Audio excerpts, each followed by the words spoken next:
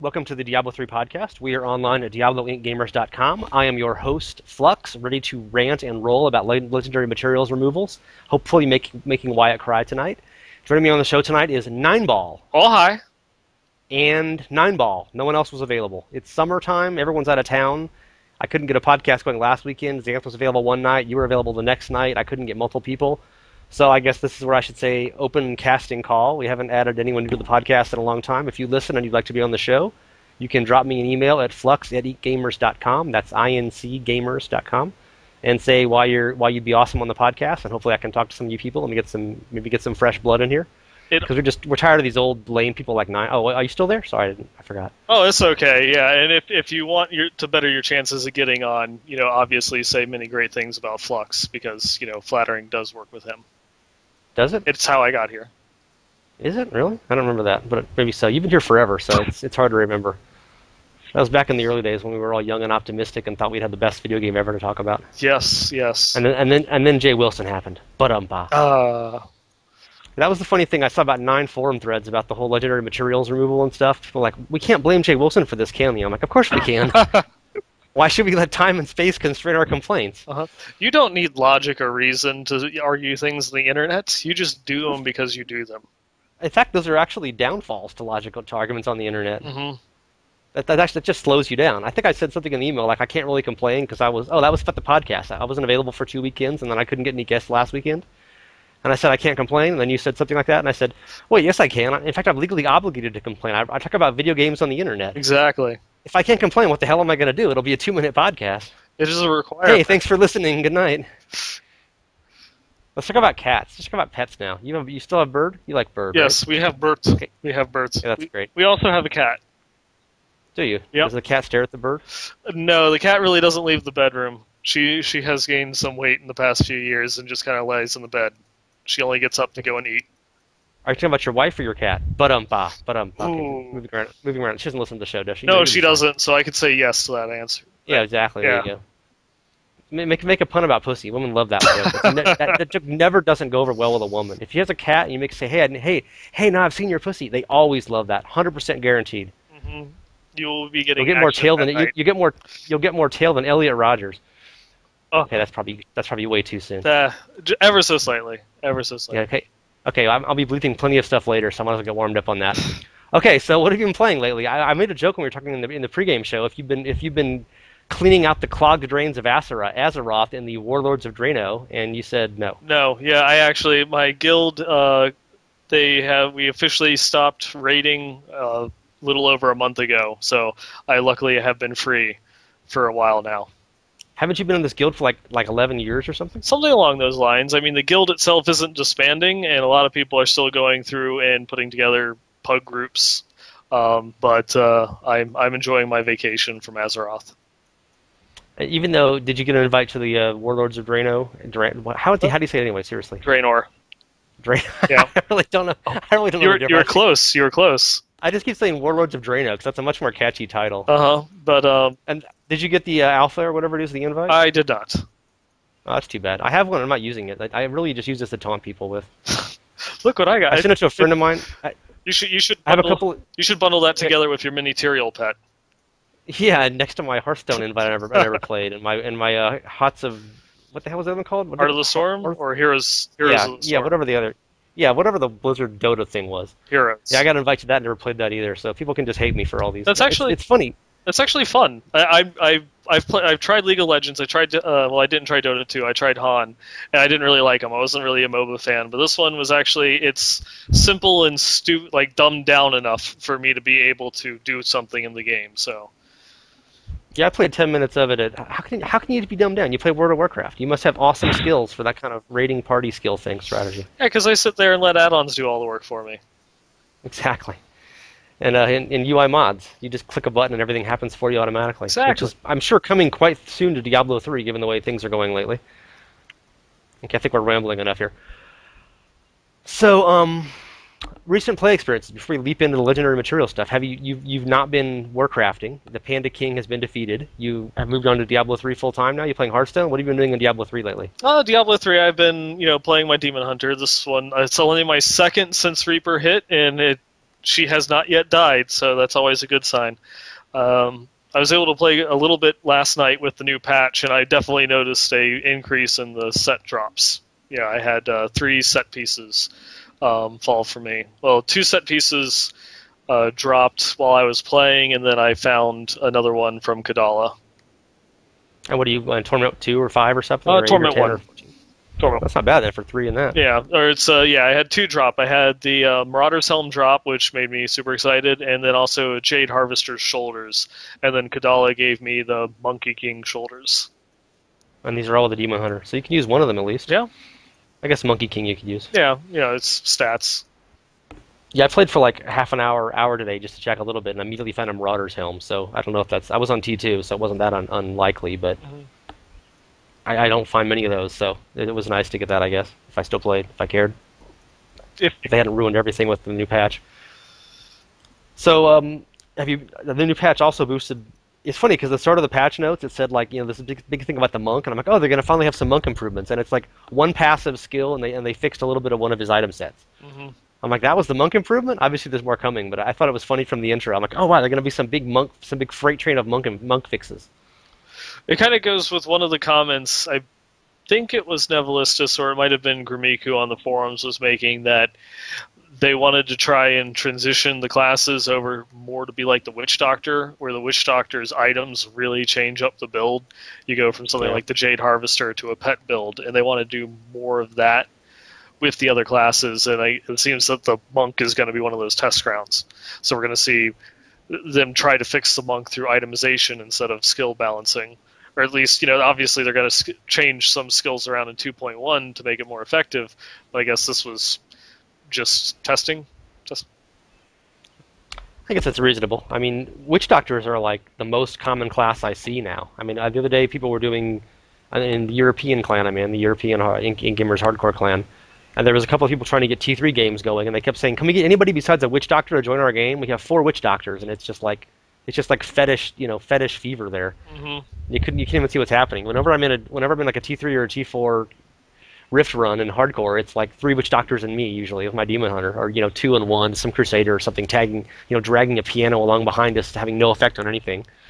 But it's like, oh look, witch doctors. If only we could see more of those little fetishes running around. But they have really awesome gear, and it's a really good build for hardcore. So there you go. Yeah, and it's relatively easy to pull off too.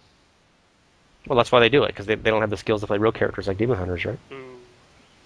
And speaking of things that you don't need skills to play, hey, it's Diablo 3 time.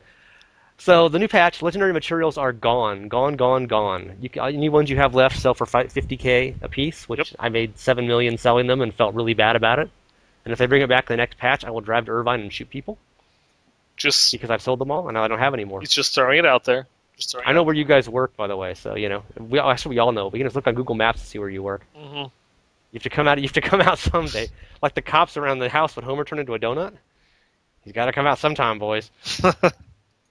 So, legendary materials are gone. What was your take on this Neinball before I go on my 17-part rant about this? Do you like it? Do you miss it? Do you want it back? Do you like the simplification, etc.? At the moment, I'm a little bit conflicted. At first, when I first heard the news, I thought it was complete garbage because I liked the little, it was a unique flavor aspect that they had in it, and it had some sense of discovery. I guess when you're going through and you're playing, and you might not even be directly targeting, farming for a particular item, but you could just be clearing a rift or, killing a boss as part of one of your bounties, and then the item drops, and it's like, oh, cool, I've not seen that one before. What does it actually turn into? Do I have that pattern? And it creates some interaction between you and the game when something like that would drop. And that was a nice aspect. It made you a little bit more attached to the game world. And on the other side of it, it was also one of my experiences when I was trying to craft it was a quiver, and it required the shimmering quill. Yeah, it was the vibrating demon bone or something like that. Yeah. Take that in any number of innuendo as you. Yeah, I gave my girlfriend one of those one year.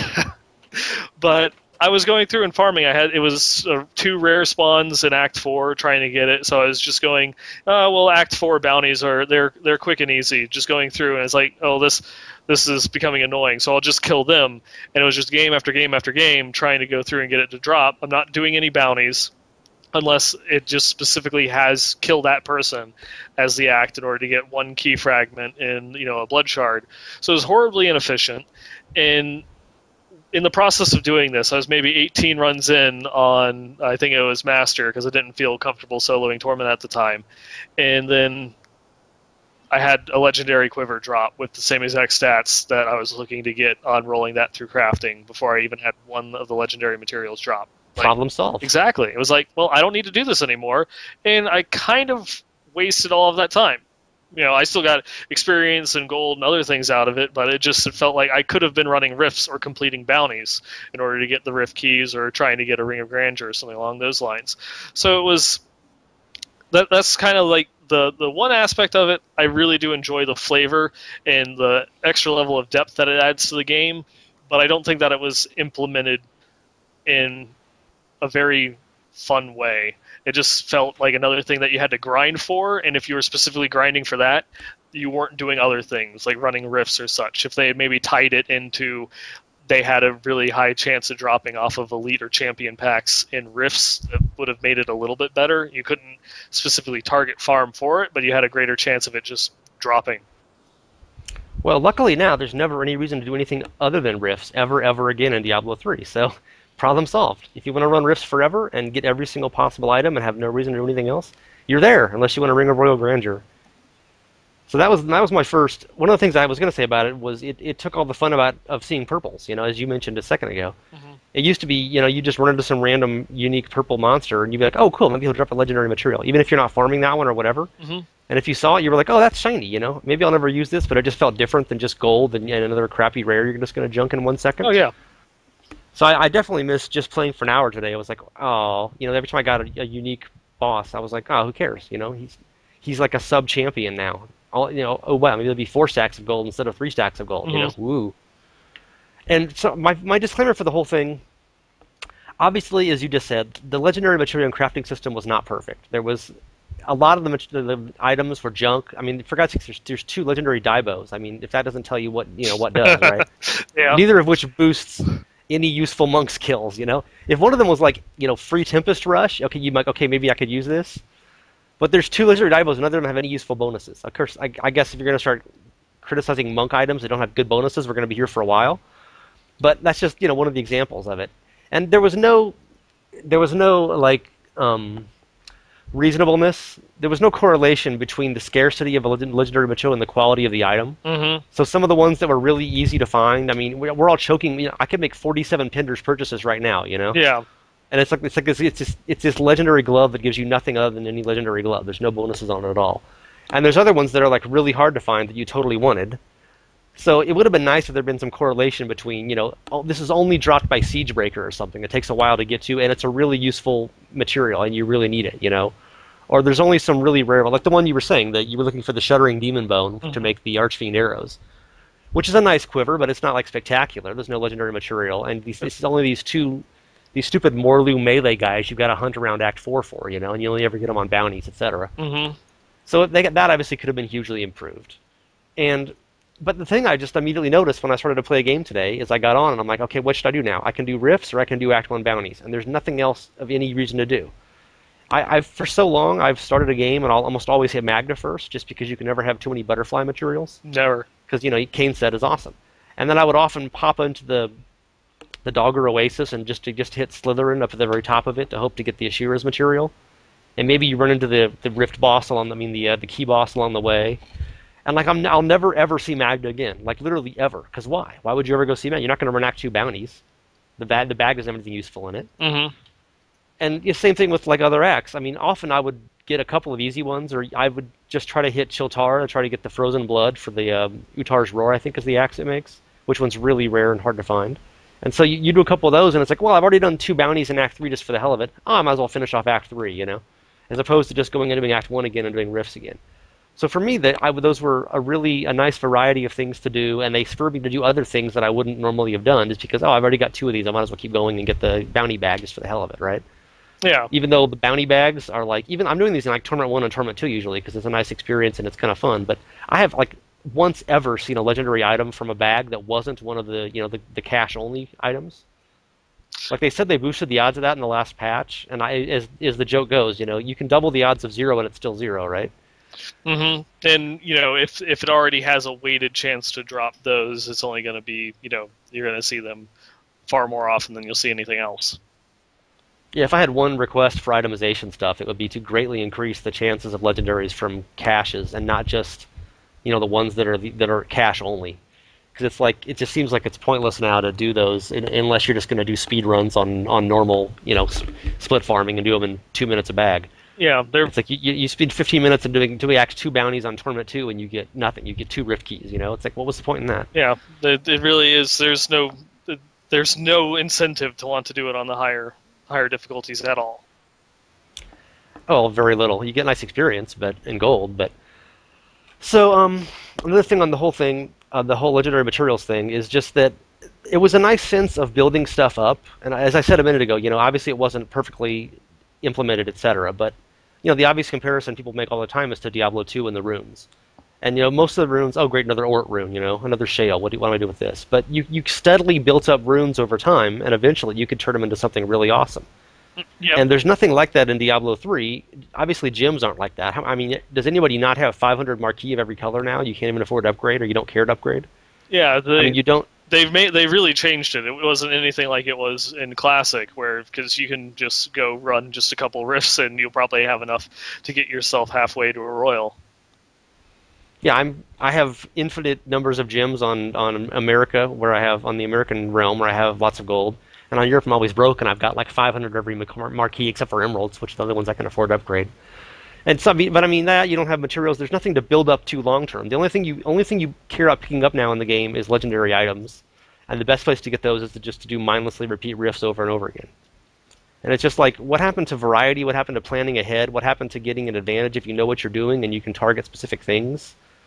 Remember, like Diablo 2, it was like if you wanted to get lots of stuff, you'd do Mephisto runs. If you wanted just the best stuff, you'd do, Bale runs or else Pindleskin runs. Yeah, Pindleskin. The pit was really good for stuff. You could go other places to get runes, like you'd go to Lower Cuirass and open up chests. Mm-hmm. Or you could do the cows if you wanted charms. There were all these different areas you would play, and obviously rifts are a lot better than Diablo 2 stuff just because they're randomized.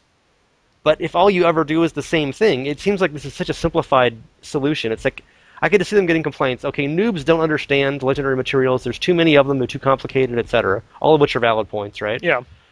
And people who are experts just want to do endless Nephilim rifts and get every single useful item in the game only from rifts and don't want to have to farm for anything differently. And so they've made them happy. Everybody in the middle who knew what they were looking for and wanted, I like the sense of the game rewarding me for knowing what I'm doing, for being able to seek a specific item. Okay, I want to make Ashira's set, therefore I'm going to go do this to get it. Instead of just doing the same stupid grind as everybody else and getting the same random slot machine drops, which is good enough to make Ashira's set or anything else in the same way, which is what we have now. Yeah, that was I was talking with Leviathan the other day, and that's similar to his feelings on it.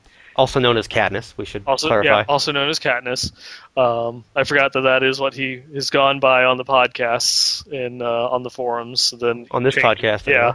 He was taking it back to some of Josh's comments about with Reaper of Souls, they want to make it to you can play the game how you want to play. If you want to do this, by all means. Yeah, as long as you want to do rifts, yes. Yeah. You can do exactly how you want to play. Exactly, and now it is literally just rifts, and in 2.1 it's going to be even more rifts because the additional content that they're adding in to give us more variety, with quotations, since you can't see me making little finger gestures, is, tiered rifts. So you'll do rifts, get keys to do other rifts, which then allows you to do more rifts. Now, it sounds like they're going to be adding more to it. It's just not going to be a rift. There might be something that buffs like some skills or elemental damage or something along those lines, because Josh kind of hinted that tiered rifts are going to be different from regular gameplay in some way and will incentivize or that word? Easy for you to say. Yes. Doing things differently in some way. So we'll see how that actually pans out, how that works. I bet we will. Yeah. So They could they're always making. they could always add in, like PvP, shake things up a Yeah, little good luck bit. with that. Well, You're holding your breath and not like a blueberry right now. So if I was holding my breath on that, I'd be dead 2 years yes, ago, I guess. like everyone else's hopes and dreams. Obviously, they're working on the next expansion right now. Behind the scenes, whatever they're doing with the story or something. Is there a reason? Is there any reason for them to actually make an act and a story in another Diablo 3 expansion? No one plays Act 5 now. I mean, the Crusader is played, but no one cares about the content or the story. All they want to do are riffs. Why don't they shouldn't they just vomit up a Druid Necromancer combo, dress him in black because black is cool, and they can make a bunch of new legendary items and randomize a bunch of new dungeons and tile sets for rifts, and they're done. Count the money. Gold plate another toilet in Bobby's mansion. Is there any? Do you see any downside to this? Not really, and that was actually during the anniversary stream. It was a question that I had asked that I submitted that got asked when they were doing their stream with Josh Mosquera, was about why have they thought about going towards a more DLC minded release scheme. It works for other pseudo action RPGs like Borderlands and such. A lot of the industry has already gone towards DLC type content, even for PC games. It's more or less, as long as there's quality in your content, most people have no problems with it. Although they wanted to take me out and crucify me in the Twitch chat at the mere suggestion of that, but it would work. It's nice small content. You charge $5-10 or whatever. You have you could have done everything besides Act 5 with Reaper for like just a little DLC update, and people would like it. People would enjoy it. You get content out faster, and you could do then the story as another DLC. Just break it up. People that care can go through and do it. You can add in other classes or skill sets or whatever that you want to, and that was my thoughts, and I thought it would work well, and it's something that the industry itself has already embraced, so you're not really breaking any boundaries. Okay, first suggestion: if people come to crucify you, just go to Act 2 and they'll never find you, because you won't be in a rift, and therefore they will never be able to catch you. And secondly, how much would a DLC cost like that? I mean, obviously they got $40 for the expansion pack. Yeah, that is the DLC question. 20 or something? Yeah, 20, 10, 15. Well, that's why they're not doing it, because they can get $40 for the expansion pack. Yeah, I mean, definitely. That is a good point. Remember, we were all wondering one of the reasons they initially stated for the auction house, for the real money trading, was that would be a way of keeping the game funded. And they could take their percentage of real money trades. That kind of got downplayed over time, but that was one of their initial comments on that. And then once they dumped the auction house, we're like, how are they going to keep paying for this? Now they're back. They said a number of times, back in like 2008 and 2009, we're not going to do another Diablo 2 where we just support Realms forever for free. And now that's what they're doing. I mean, basically, I guess they can put out another expansion pack every 2 years or whatever. But they say, we all thought, auction house. We thought at the time auction house was like the lesser of multiple evils, as opposed to like a $5 a month fee to have additional character storage or something. Mm-hmm. But now you're arguing for DLC, so I think we should crucify you. Oh, okay. But I mean, you are the demon we have become. Yeah, but I mean, that was one of my arguments, back in the beginning of why I was for the real money auction house, was just, for that very reason. It added longevity to the game because it would be a constant revenue stream outside of, just box sales. But, just as you said, what now?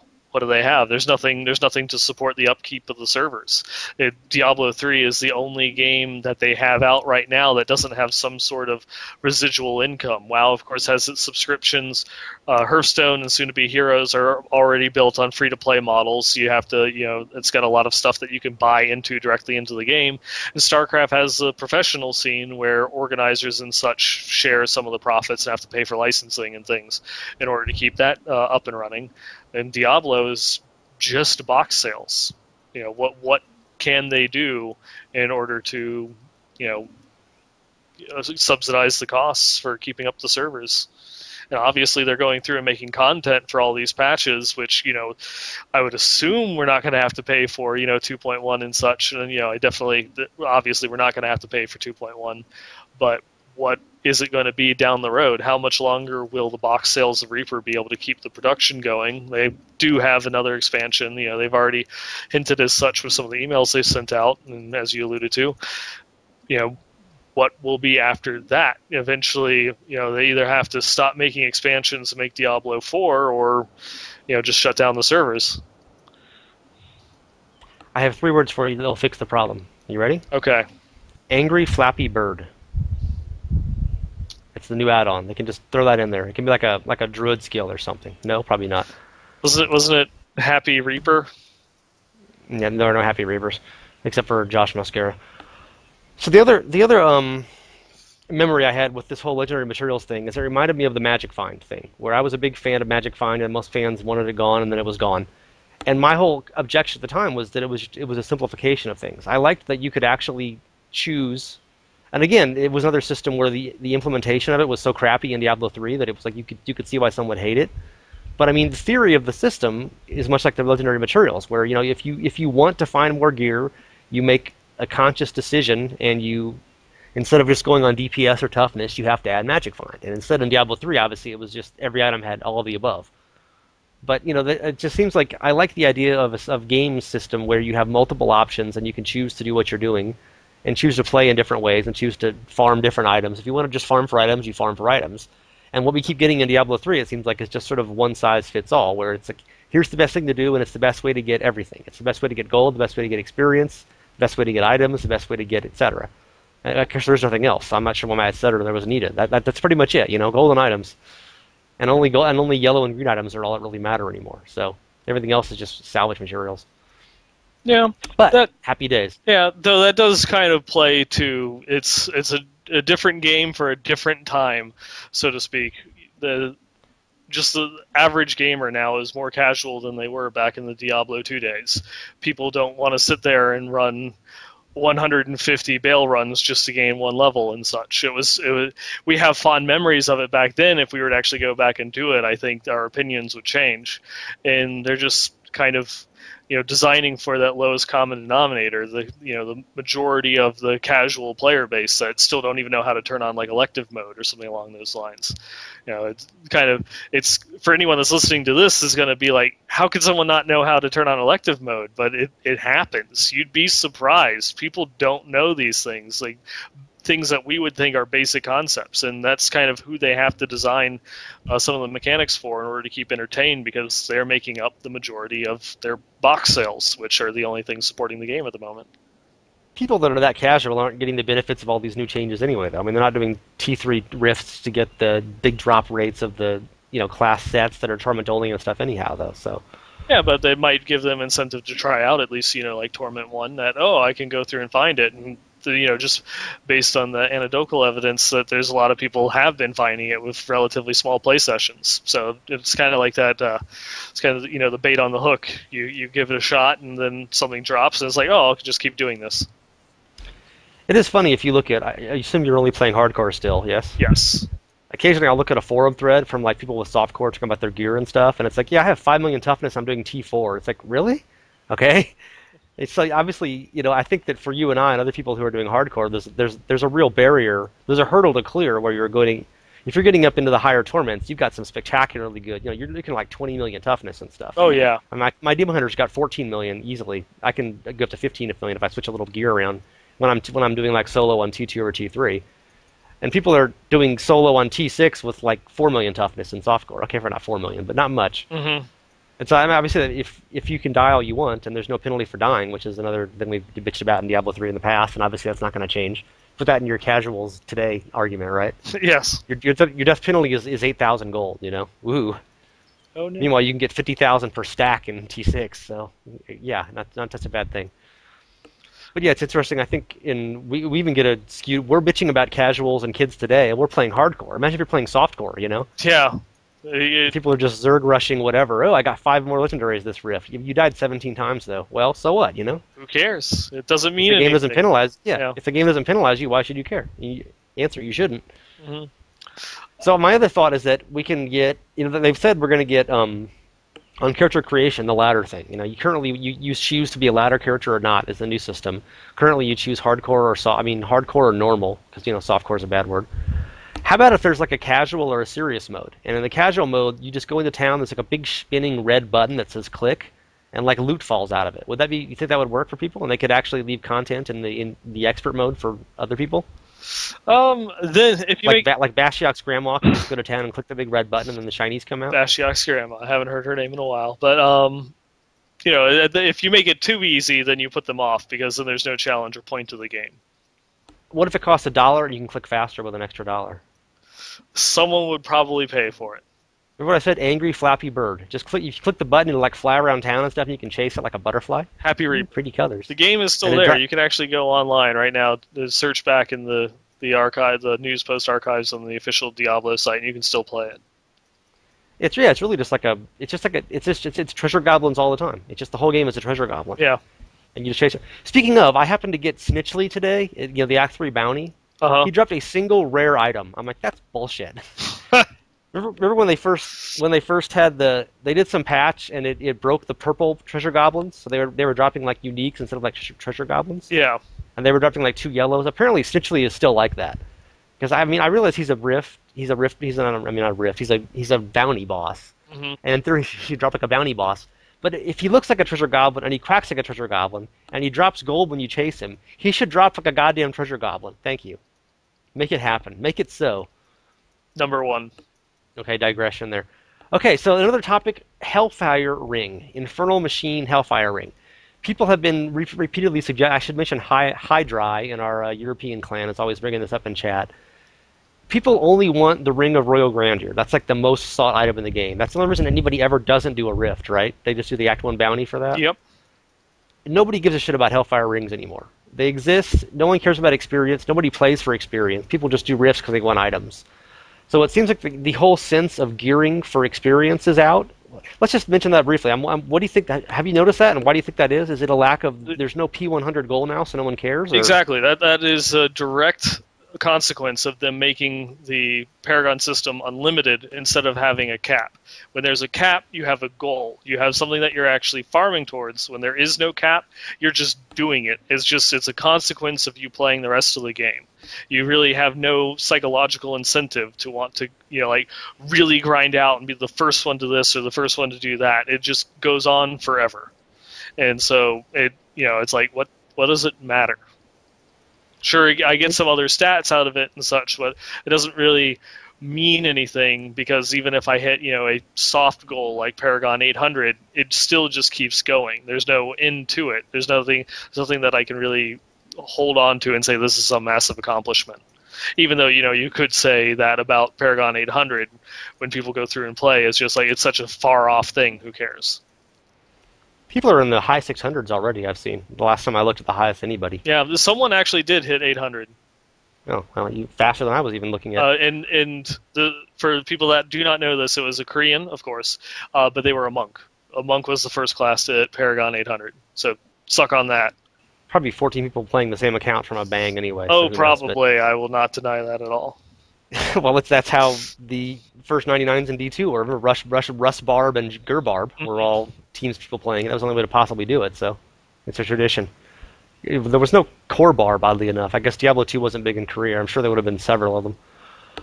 So, we're saying Hellfire Rings. So nobody cares about getting experience boost anymore, it seems like. I mean, people don't even really go with rubies in their hat very much when I look at people's gear. A lot of people are going with diamonds or with other things.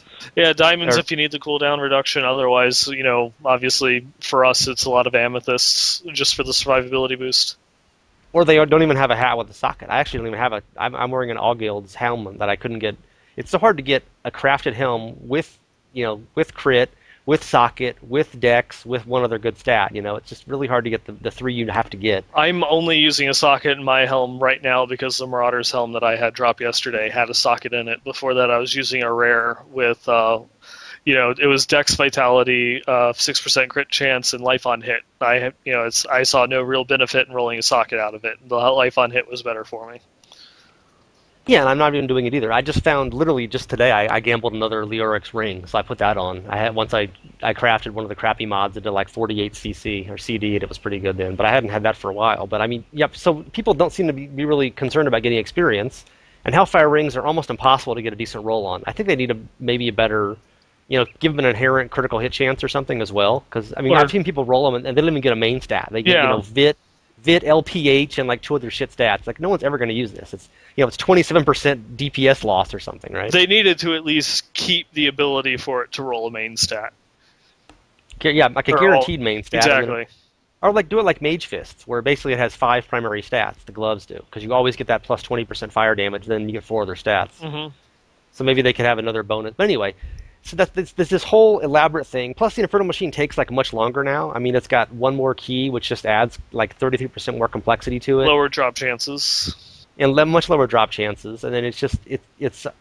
Plus, I'm like a retard now. I can't farm those guys anymore. I'm so used to looking for the flashing yellow circle on the map.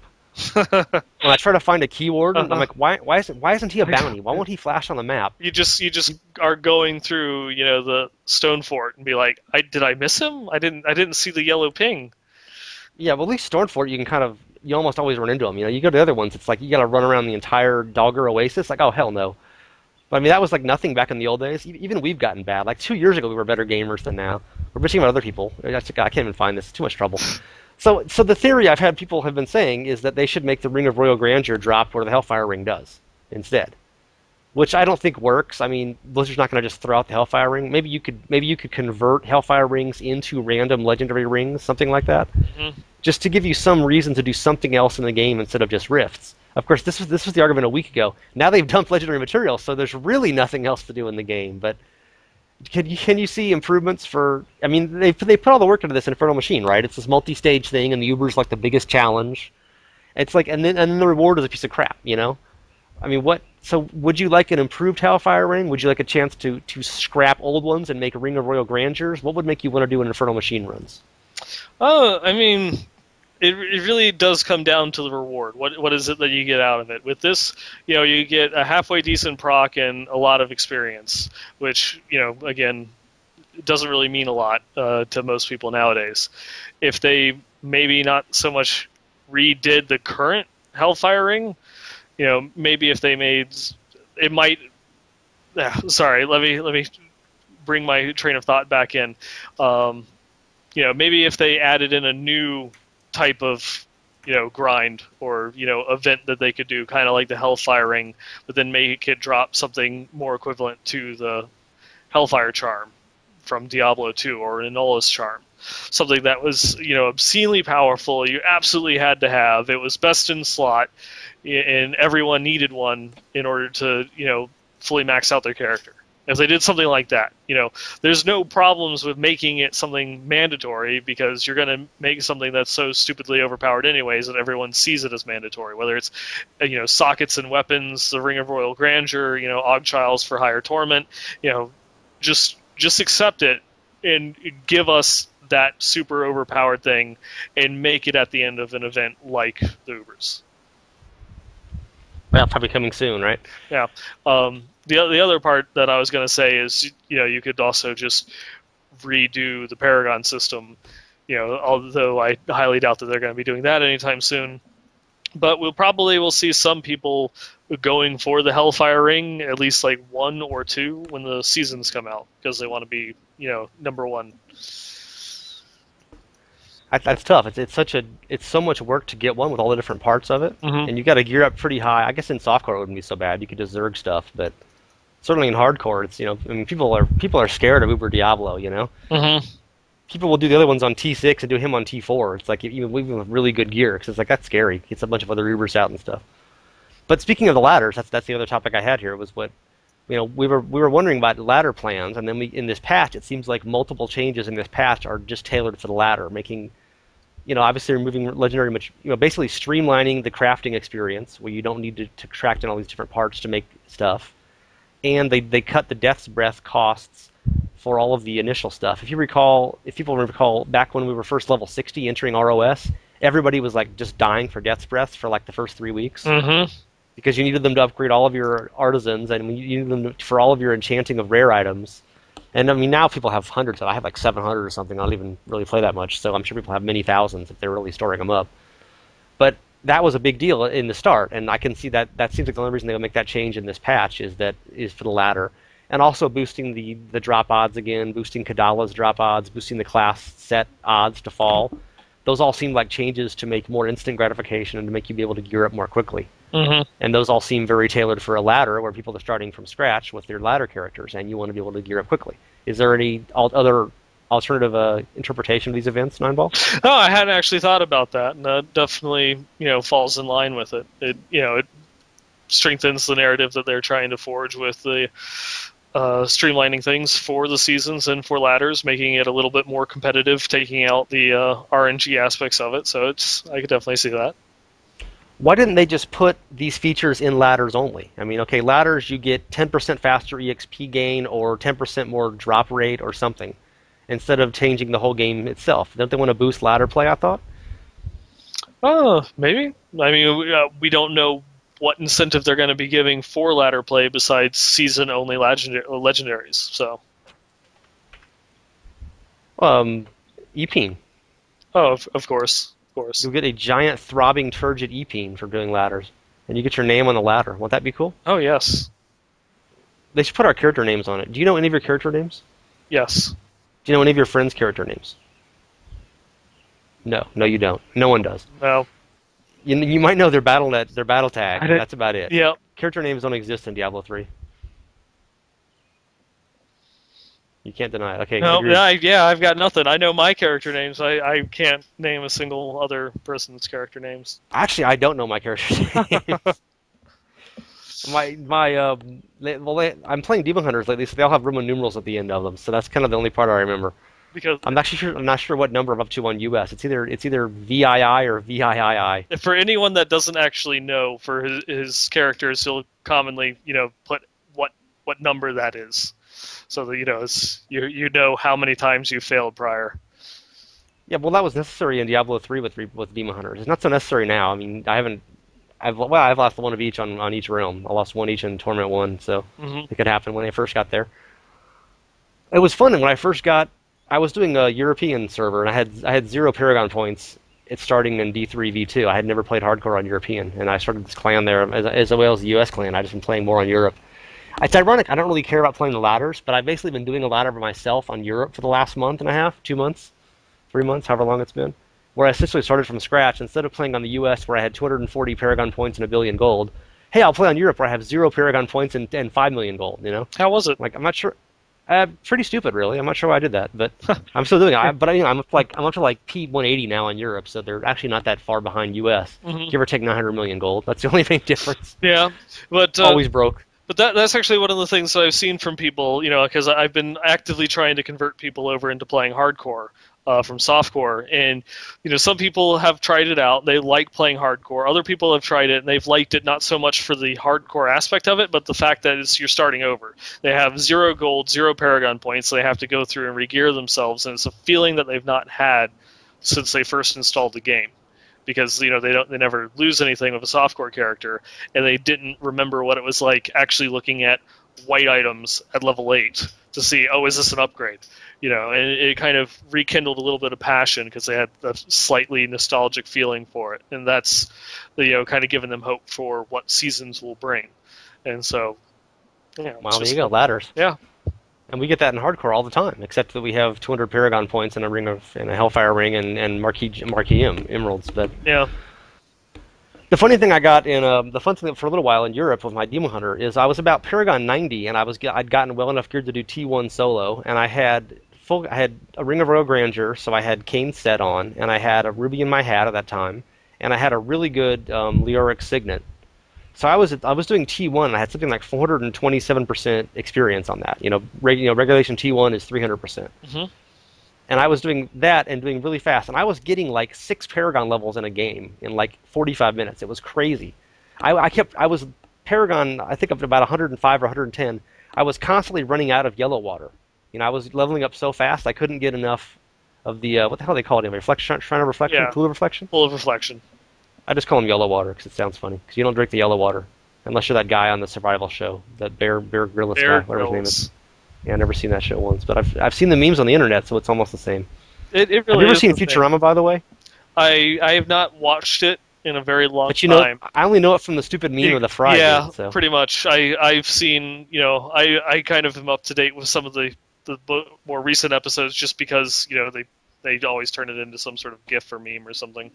Yeah, so basically you're not sure if you've seen Futurama or not. Yeah. But bringing it back. Not sure if anyway. So that was really fun when I first got my Demon Hunter to Tournament 1 level on a European Hardcore, and I was literally getting 6, 7, 8 Paragon levels, and that was like I would like do Act 1 bounties, Act 3 bounties, and do 2 rifts and get 7 levels, which was fun, going solo. And then she died, so it took me a while to get back to that. And now I'm back to Paragon 170, 180, and I'm never anywhere near running out of yellow water. But it is funny when you're leveling up enough to run up yellow water. So people soon in the ladder will get that experience, where you're actually like trying to farm those stupid things. Mm-hmm. I would enjoy games where I would do some Act 1 split farming because you don't level up much, obviously, with very low experience in normal difficulty, right? Yeah. And I would actually stock up on, get 6, 7, 8, 10 stacks of the yellow water. And then when I played solo in T1 later on, I would immediately blow through all of them. You find 2 of those in a game and you gain 8 levels. It's like, hey, I'm all out again. So look forward to it. If people don't even... I imagine people in software probably actually get that a little bit, because you die, you lose all of your yellow water stacks. So that's a really horrible expression, isn't it? Yellow water stacks? Yeah, yellow water stacks. Good thing I've said it 15 times already, though. People will be desensitized.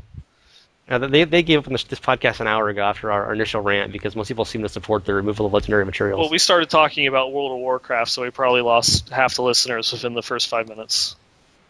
Exactly. So speaking of ladders, are you planning on laddering, or are you said you've been talking your friends into laddering? Yeah, it's something that I really enjoyed in Diablo 2, so it's something that I'm definitely going to do in Diablo 3. I How many ladders and starting over, just have at it. I've got nothing, let's go. Does it make you feel better than other people? No, it's just something that I personally find as fun. Isn't that part of your elitism? Sure, let's go with that. Because I really only like it to see myself doing better than other people. That way I feel superior to them. Well, since I'm only like Paragon 133, I'm not really superior to much of anybody. So. Well, you're just laying in the weeds waiting for the ladders, and then you can burst. I like that. Let's go with that one. Yeah, that's pointless. What he just said, that's my reason. Yeah, there's all these people who are like 100 Paragon levels below me at one point. Now they're like 150 ahead of me. So I was like, yeah, you play a lot more than me. It's pretty much irrelevant here. That's always the age-old thing, Anyone that's lower than me is a noob. Anyone that's higher than me has no life. Yeah, exactly. That's how it works. Probably a male virgin too, like all those World of Warcraft players. Oh wait. So any other thoughts? Class stuff. I was going to talk about class things a little bit. We're playing Demon Hunter. That's going to be a pretty short conversation. Yeah. They give the monk a little bit of a buff. We mentioned the Witch Doctor a little earlier. Any thoughts on the Crusaderian or any other classes? All the changes that they did back in 2.0.5 has made me want to dust off my Crusader, but I just haven't gotten around to it. I just enjoy the Demon Hunter far too much. Now I finally got a Cinder Coat and one piece of Marauders. That's not going to happen anytime soon. Do you have a good Crider shot yet, or are you still using some dirty lesser bow? I am using some dirty lesser bow. Barely human. Yeah, I'm using, what is it? The Izak? Izakab. Yeah, Izakab. That has to be something spelled backwards. I always try to make it something spelled backwards. Mm-hmm. It's like Brock Uzi backwards. It doesn't quite make sense, but it looks like it should be a word that's spelled backwards when you see it that way. Mm-hmm. It definitely has something that's some connotations. It's maybe a developer's middle name or something like that, or their favorite childhood friend. Who knows? God, I hope not. Imagine if your name was Brock Uzi. Well, Max Schaefer's nickname forever online was Brocklanders, so I keep trying to think maybe it's the Brocklanders machine gun or something, the Brock Uzi, but that's long since gone. We got a Schaefer's hammer for them anyway, so we can't bother with that. Yep.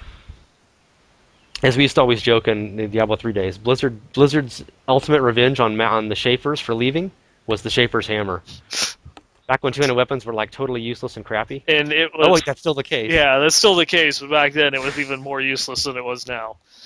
Yeah, I've achieved our cheap shot quota for the show, but we can try a few more. So many thoughts on Bobby Cuddy? You haven't done a show in 3 weeks, so you have to make up for it. Apparently I am. I may not do a show for 3 more weeks at this rate. So, 2.1 is the big patch coming up. Do you have any big hopes for changes? I mean, you said you want to play Crusader a little bit. I mean, I really haven't played.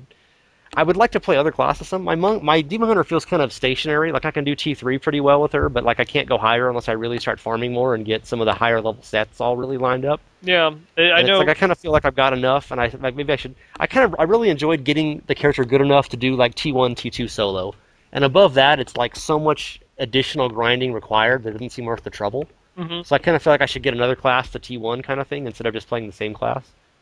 I did that a little bit in towards the end of D3 Classic. I got all of the classes up to 60, and I got them at least decently geared out, so that way I felt comfortable on like Monster Power 5, and then I switched to Hardcore. And I only got 2 of them up to the ability to do like Monster Power 3. I might end up doing that as we get closer to the, I guess, 2.1, and when I have time where it doesn't really matter what I'm doing with my characters anyways, because the ladder's going to start. So I might start doing some of that. We'll see. When it goes into the ladders, I guess right now I'm still expecting to play the Demon Hunter. It's not the hardiest class for leveling up in new gear either. So no, of course I hate to compliment the new legendary material stuff, but it will be a lot easier to gear up when you can just get in all guilds much more easily. Oh, you know? Yeah, definitely. But on the other hand, I don't play anywhere near as much as a lot of these people, so I know I'm not going to be competing in the ladder in any way, shape, or form. So that aspect of it is completely wasted on me. So the amount of time or efficiency, that means nothing. It's just, for me, it's just going to be going through, playing, and having fun. Do you regret being an adult with a real life sometimes? Every day.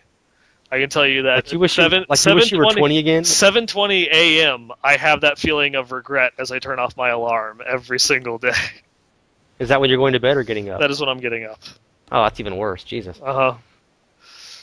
And that's 7:20 Eastern. I mean, that's like 4 in the morning. Oh wait, that's not how it works, is it? Yeah. I'm not good with time zones. Not quite how it works, but it is technically true. Because when you're 7:20, that's 4 in the morning for me. So I mean, imagine how early that would be if I had to get up then. Neinball's like, that's not how it works. No, it does not keep going back like that. Yeah, I'm not good with metric either, for that matter. It's 4:20 somewhere. Of course, 4:20 is another time for something. Yeah, that has different connotations to it. Yeah, but I'll see people who have been playing like 8 hours a day since launch, and it's like, I remember when I was 16, I could play a video game like 8 hours a day and have nothing else to do, and it was like, what else would I do? I'm playing a video game. I remember when you're busy flunking out of college, you can play 8 hours a day too, Yeah, exactly. I remember this, taking it back to the beginning conversation with World of Warcraft. I remember every new expansion taking a week off, from my part-time job and just sitting in front of the computer and not moving for 3 days, going through and trying to get up to max level and such. And now it's like, well, if a big game comes out, I might leave early so I can go and pick it up. That's that type of thing. Did you take time off for Diablo 3's launch? Yeah, I took a day off. Oh, there you go. Yeah. Oh, actually, I took 2 days off, but it wasn't for the launch. I was in California with you, in fact. Indeed, you were. Yeah. That was the Reaper of Souls launch. Yeah. For D3, yeah, I took like the Tuesday off and the Wednesday.